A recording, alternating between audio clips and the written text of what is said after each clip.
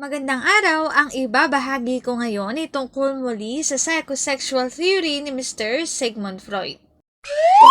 Magbasa, makinig, matuto at magsaya.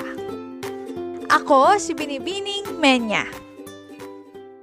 Handa na ba kayo? Tara na, umpisa na nating isa-isahin at pirapirasuhin ang mga detalyeng nakapaloob dito. Katulad ng binanggit ko kanina, ang ibabahagi ko ngayon ay tungkol muli sa psychosexual theory ni Mr. Sigmund Freud, partikular na sa ika-4 na stage, the latency stage. Kamakailan lang ay tapos ko nang ibahagi ang una, ikalawa at ikatlong stage. Pero bilang balik-aral, ibabahagi kong muli ang mahalagang detalye sa bawat stages. Ang unang stage ay tinatawag na oral stage. Ang involved na parte ng katawan dito ay bibig. Ang important event naman ay breastfeeding. Hindi maganda na sobra sa breastfeed at hindi rin naman maganda na kulang. Dapat tama lang, dapat sakto lang.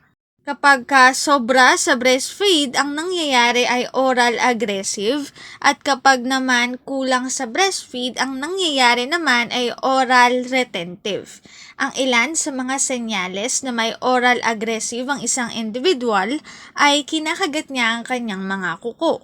At ang ilan naman sa mga senyales na may oral retentive ang isang individual kapag sobra siya manigarilyo, sobra uminom at sobra kumain.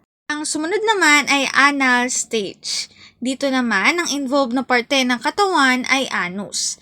Ang important event naman ay toilet training. Dapat dito maturuan ng mga bata kung saan dudumi at kung saan tamang iihi. Katulad sa oral stage, dapat tama lang, dapat sakto lang. Hindi pwedeng sobra at hindi rin pwedeng kulang. Maaaring magkaroon ng anal expulsive kapag kulang sa turo at magkaroon naman ng anal compulsive kapag sobra sa turo.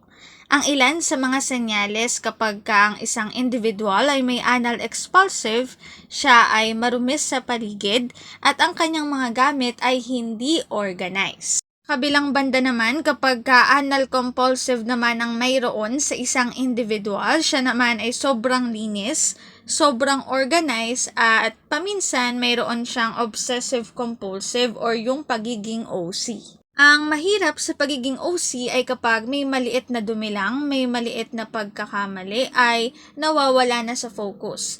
Ibig sabihin, hindi na makapag-concentrate. Ang ikatlong stage naman ay tinatawag na phallic stage. Ang involved na parte ng katawan naman dito ay genitals. Ito ay para lamang sa educational purposes. Ang genitals ay vagina at penis.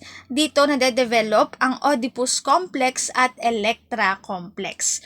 Kapag Oedipus complex, lalaki at ang kanyang nanay, at kapag naman Electra complex ay ang babaeng anak at ang kanyang tatay. Ang Oedipus complex ay ang anak na lalaki ay nagkakagusto o nagkakaroon ng espesyal na pagtingin sa kanyang sariling nanay. At kapag naman Electra complex, ang anak na babae naman ang nagkakagusto o nagkakaroon ng espesyal na pagtingin sa kanyang sariling tatay. Kapag hindi nalagpasan ng bata ang stage 3, the phallic stage, maaaring magkaroon siya or maging asexual siya.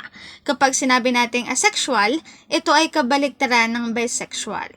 Ang asexual ay hindi nagkakagusto sa parehas na babae at lalaki. Ngayon, dadako na tayo sa ika-4 na stage, the latent period. Ito ay nangyayari during 6 to puberty. Ang erogenous zone ay sexual feelings are inactive. During this stage, the superego continues to develop while the id's energies are suppressed. Children develop social skills, values, and relationships with peers and adults outside of the family. Ang latency ay galing sa salitang latent na ang ibig sabihin ay nakatago. Dito sa latency, walang sexual urges, walang parte ng katawan ang involved. Development of the ego and superego contributes to this period of calm. The stage begins around the time that children enter school and become more concerned with peer relationships, hobbies, and other interests. Ang mga individual na usually under ng the latency ay yung mga bata na nasa elementary stage. Usually sila yung mga grade 1 to grade 6.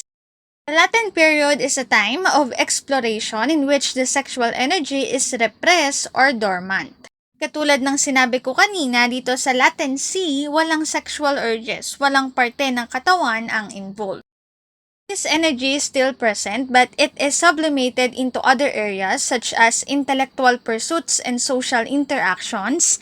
This stage is important in the development of social and communication skills and self-confidence. Katulad ng binanggit ko kanina, ang mga bata na under ng latency ay yung mga bata na nasa elementary stage or elementary level. Kadalasan, focus lang sa school, focus lang sa extracurricular activity at ang mga kaibigan pa dito ay same-sex lang. Ibig sabihin, ang babae ay may kaibigan na babae lang din at ang lalaking bata ay may kaibigan na lalaki rin.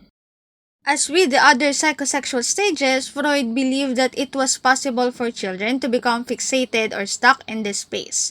Fixation at this stage can result in immaturity and an inability to form fulfilling relationships as an adult.